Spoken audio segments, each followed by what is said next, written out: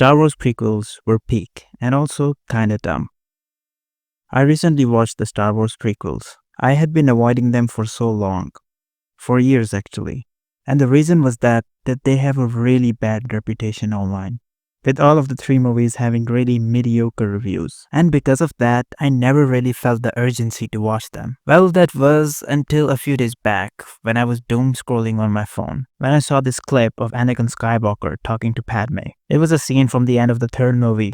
The acting in that scene seemed really intriguing to me, and that short clip gave me an itch to watch these movies. I wanted to know what brought Anakin to such a point of pushing people away that had loved him. I kept an open mind because I know that sometimes people's opinions about great media can be absolute putrid diarrhea coming out of a rotten skunk's asshole. I don't know how I came up with that, but I'm sure some of you will agree with me. Now, for the rest of the video, you will have to hear my shitty opinion, so strap in. So why exactly are the prequels so infamous for being bad? From what I experienced, there is very little to criticize. But the way some people criticize these movies is insane to me. Let's not get into that conversation from the get-go. I want to talk about the stuff I really liked about these movies. So first, we'll talk about the positives of the Star Wars prequels trilogy. The visuals in these movies look really great, which is quite a surprise, since these movies are really old now. Like, some of these are over 20 years old and they use CGI from that period. Granted, the CGI is not as polished as it is in the original trilogy. Those movies with updated visuals look better than the prequels. However, the CGI in prequels still holds up pretty well if you ask me. Especially in the final movie where there are some really jaw-dropping moments. The environments in these movies are really interesting, and the different planets with these amazing sci-fi cities still look great to this day. Each planet is varied with this fascinating looking infrastructure. It really helped me immerse myself in this world. It's a shame that I haven't seen anyone appreciate these aspects about these movies. If you, like me, are also hesitant in watching these movies, I would recommend you to watch them before watching the rest of this video, since they are really great movies and should not be spoiled for anyone. So before you watch any further, this is your spoiler warning. Now, let's continue. I had seen the original trilogy movies a few years back and loved all of them. I had never thought that the prequels could have been this good. None of these movies deserved the hate that they got back then, which brings me to a very controversial take. I think Jar Jar Binks was an awesome character. I had thought that he would be very annoying and cringy, but for some reason I found him really funny. I am not even kidding. He's supposed to be this light-hearted character among all of the seriousness that is going on. And for me, it just worked. Another praise that I have for these movies is that the adventure-like feeling is present throughout all of the trilogy. It is present from the start till the end.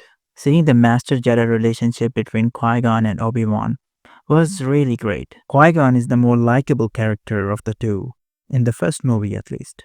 Qui-Gon's belief in the prophecy is very strong. When he sees the signs that Anakin could be the chosen one, he puts his blind trust into Anakin's abilities. He truly believed that Anakin was the one who would bring balance to the Force. His belief in Anakin being the chosen one brought him to the point of risking his position in the Council. I really liked him. It is a shame that he had to die so early, but he had to for Obi-Wan to shine. Obi-Wan is the best Jedi warrior, and there is a lot to love about him. From his quips to, well, the hundreds of memes he's a part of. For me, however, the fight scenes were the best. Him taking revenge for Qui-Gon's death in an epic duel with Darth Maul at the end of episode 1 was badass. I think he is in all of the best fight scenes all throughout the trilogy. I also really liked his fight with General Grievous in Revenge of the Sith. It was really fun to watch him fight and overcome someone who had the upper hand. In this case, 4 hands. Please don't click off the video. Moving along. I have to say that the way the fight scenes are choreographed in these movies is definitely commendable. In a way, you could say that the one-on-one fight scenes were my favorite part of these movies. And that is true. Sort of. The aspect which I adored the most is this trilogy's overarching narrative as a whole. The story that is told of Anakin's fall to the dark side was epic. The third movie is definitely the best out of all of the trilogy. It has the best opening scene and the best fights. Also, as it is the last one, it has the best visuals. It was really sad and heartbreaking to see Anakin's fate. This movie is a must watch for every Star Wars fan. It is one of the best movies I have ever seen. Of course, that isn't to say that there aren't flaws in it, of which there are many. But the good aspects about this movie outweigh the bad, which now brings me to talk about the negatives. I stand by the statement that these movies are peak. In some ways, they are better than even the original trilogy. For instance, C3PO is much more tolerable in these movies. But let's move on to the things that I did not like. Let us begin with Obi-Wan. He's a character whom I really love, but also at times hate. I really hate the way that he treats Anakin, which is the opposite of how Qui-Gon treated him. I hate the fact that he doesn't appreciate Anakin for anything that he does, and is always finding faults in him and pointing them out. I understand that in his mind, this is how good mentorship is done, but it made Anakin feel underappreciated, which led him to find approval elsewhere, in Padme, and then later from Palpatine. I believe Padme was not good for Anakin from the very start. Their relationship in the beginning was absolute cringe, like it was unbearable at times. And the scene where he makes his move on Padme was really hard to watch.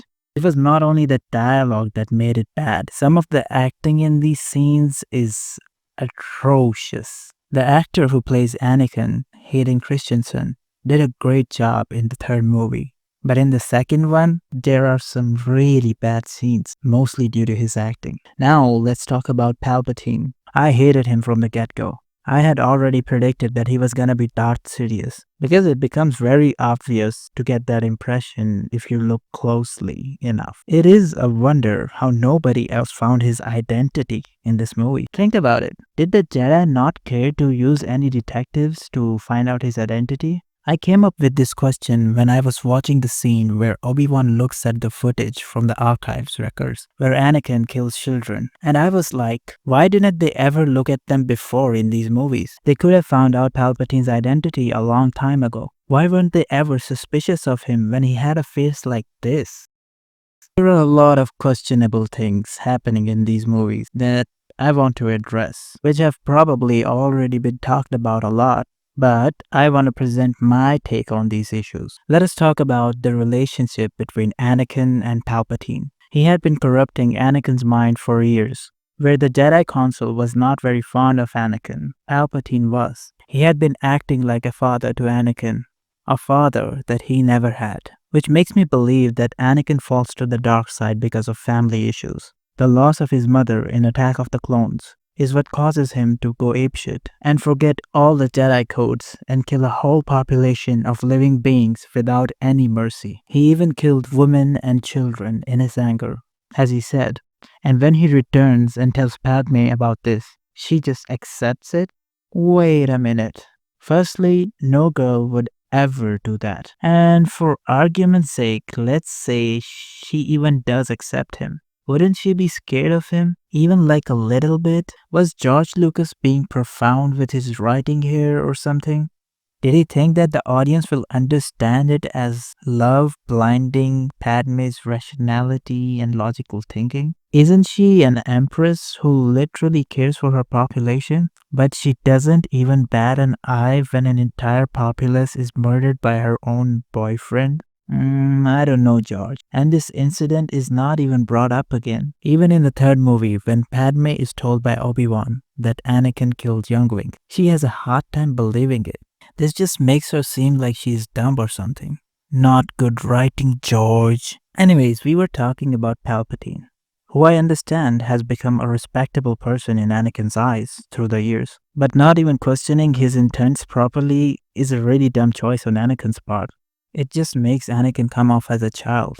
The desperation that Anakin feels at the moment when he knows Padme is going to die leads him to join forces with Palpatine. Another factor that leads him to the dark side is the disrespect he has received at every turn by the Jedi Council. This here is some good writing by George. Anakin had no choice but to trust Palpatine. Palpatine is a creepy dude, especially after the fight with Windu, when he turns into this monstrosity. I have to say that he is a well-written villain, who deserves the victory he gets at the end. His plan was masterful and carefully executed. I don't know how the Jedi Council could not even do proper investigation on him well before things got out of hand. I mean, it is a council of the smartest and the best warriors. They should have done a background check on him, or at least kept a close eye on him. But not only him, all the members of the Senate, as it is their job to defend the Republic, is it not? Let us move on. There's not more to discuss here, as a lot of it sounds nitpicky. And if I go on any further, I don't want it to seem like I hate these movies. I love them. Anyways, on to the ending. The villain of this story does win. The heroes lose almost everything. Innocent characters like Padme die. Which brings me to the finale of the trilogy that I wanted to talk about the most. It is so gut-wrenching to see poor Padme die by the hands of Anakin himself at the end. The dark side had consumed him at that point. Anakin didn't exist anymore. Only a power-thirsty monster was left. The last words of Padme almost broke me when she says to Obi-Wan that there is good in him, I know. Ugh, what a moment.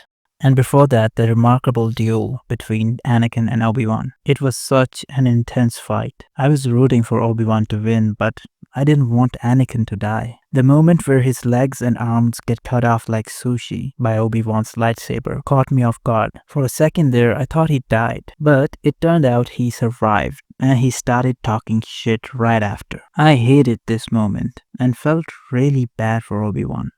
And we all know the fate of Anakin afterwards. A very, very disappointing fate.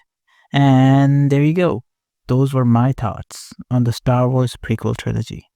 I know I pointed out a lot of things that I didn't appreciate about these movies, but overall I really liked them, and I am glad that I watched them. It was a really nice experience seeing them for the first time. Do not forget to like the video if you watched it till the end, and subscribe to my channel as well. I will see you soon.